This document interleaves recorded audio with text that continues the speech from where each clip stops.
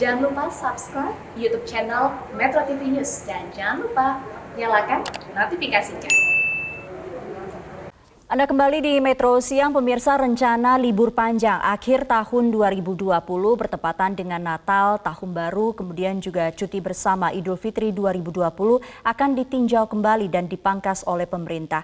Apa saja pertimbangan pemerintah dan juga fakta-fakta terkait dengan kebijakan ini akan diulas Soza Hutapea dalam segmen Fact Check berikut ini. Soza, silakan. Ya, terima kasih Sumi. Pemirsa, jika kita tarik mundur pada bulan April beberapa waktu yang lalu, Presiden Joko Widodo mengatakan bahwa pemerintah memutuskan untuk memindahkan cuti bersama Hari Raya Idul Fitri ke akhir tahun 2020, yaitu pada pekan terakhir Desember 2020. Karena saat itu cuti bersama Hari Raya Idul Fitri ditiadakan sebab masih dalam kondisi pandemi COVID-19 serta adanya PSBB. Oleh karena itu, laju mobilitas masyarakat pun harus ditekan sehingga angka penularan COVID-19 ini dapat dikendalikan. Dan rencananya juga libur panjang ini akan berlangsung cukup lama di bulan Desember. Kita akan lihat di grafis yang pertama. Rencana cuti bersama di penghujung tahun 2020. Di sini kami menampilkan data ataupun gambaran mengenai libur panjang tersebut. Kita mulai dari tanggal 24 Desember, ini ada cuti bersama Natal, kemudian tanggal 25 ini Natal, yaitu hari Natal atau libur nasional, kemudian 26 dan 27 itu libur akhir pekan, 28 hingga 31 itu cuti bersama dan dilanjutkan dengan Tahun Baru. Jadi jika dihitung secara total ataupun keseluruhan, libur nasional ini jika digabung dengan cuti bersama dan juga akhir pekan Sabtu Minggu, maka total hari libur di penghujung tahun 2020 ialah 11 hari. Jika cuti bersama tetap diadakan, maka ini akan menjadi libur panjang terlama di tahun 2020. Padahal kondisi pandemi COVID-19 saat ini justru kian mengkhawatirkan. Di slide berikutnya kita akan melihat, pemirsa, bahwa berdasarkan data yang dirilis oleh pemerintah, telah terjadi kenaikan kasus COVID-19 secara nasional beberapa waktu terakhir, khususnya pasca libur panjang di akhir bulan Oktober. Ini merupakan data yang disampaikan oleh pemerintah kurang lebih seminggu setelah dilakukannya libur panjang akhir pekan di penghujung bulan Oktober, yaitu tanggal 9 November, penambahan kasus di angka 2.853 kasus, kemudian mengalami tren kenaikan, dan sampai di tanggal 13 November ini angkanya mencapai 5.444 kasus.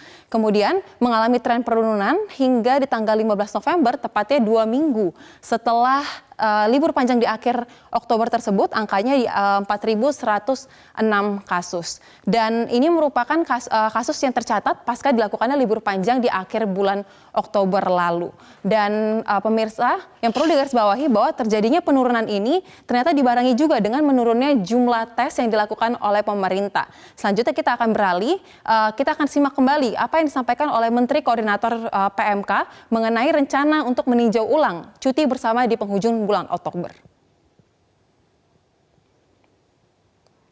Dengan masalah libur cuti bersama akhir tahun, termasuk libur pengganti cuti bersama Hari Raya Idul Fitri, Bapak Presiden memberikan arahan supaya ada pengurangan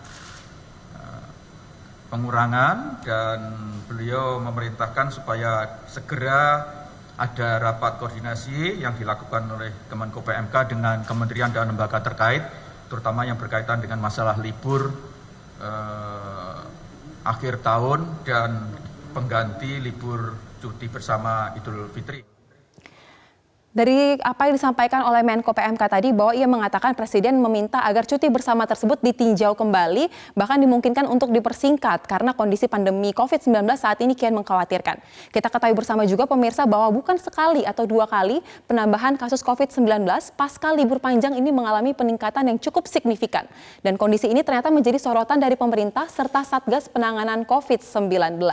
Di sini kita akan lihat pernyataan yang disampaikan oleh Doni Monardo, Ketua Satgas Penanganan COVID-19, di sini menekankan bahwa Satgas COVID-19 akan terus mengikuti perkembangan pasca dilakukannya libur panjang. Ini pernyataan yang disampaikan pada tanggal 15 November lalu untuk mereview kembali seperti apa dampak yang ditimbulkan pasca libur panjang di penghujung bulan Oktober.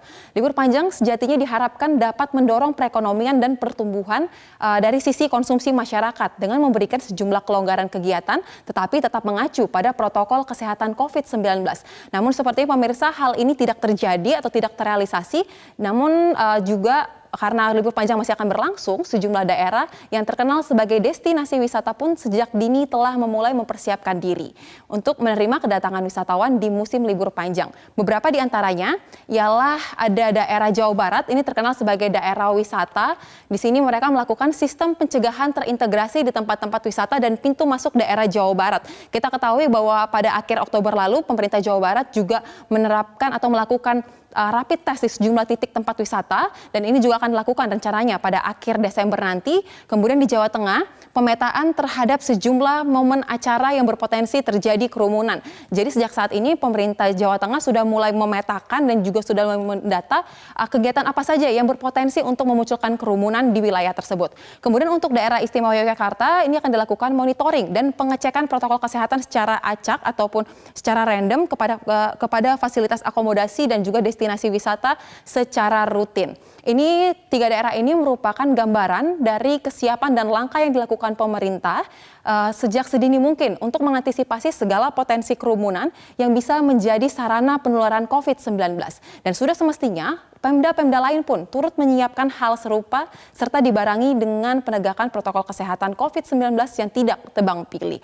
Dan untuk menutup segmen fact check pada kali ini, saya mengutip pernyataan yang disampaikan oleh Menteri Keuangan kita, Ibu Sri Mulyani. Di sini disampaikan bahwa jika mengacu pada data di bulan Oktober dengan jumlah hari kerja yang menurun karena adanya libur panjang di akhir pekan, konsumsi listrik di bidang bisnis kemudian juga manufaktur ini menurun. Dan ini menggambarkan bahwa dampak ke bidang ekonomi juga menurun dan juga tidak tercapainya keinginan pemerintah untuk adanya peningkatan di bidang ekonomi. Pernyataan ini juga sekaligus memberikan penekanan bahwa pemerintah dalam memutuskan cuti bersama sejatinya tetap mengutamakan aspek kesehatan dan juga aspek ekonomi. Namun nyatanya pemirsa, yang terjadi tidak sesuai harapan. Pertumbuhan ekonomi dari aspek konsumsi tidak tercapai, yang terjadi justru kasus COVID-19 mengalami peningkatan yang cukup signifikan pasca libur panjang. Kita nantikan bersama-sama seperti apa keputusan pemerintah, apakah pengganti cuti bersama Hari Raya Idul Fitri ini tetap akan ditiadakan atau diadakan namun dengan durasi yang lebih singkat. Namun yang pasti pandemi sampai dengan saat ini belum berakhir. Tetap disiplin, menjaga protokol kesehatan 3M, tegakkan aturan protokol COVID-19 tanpa pandang bulu, dan yang paling penting peningkatan jumlah tes harian juga harus merata dan harus dapat direalisasikan.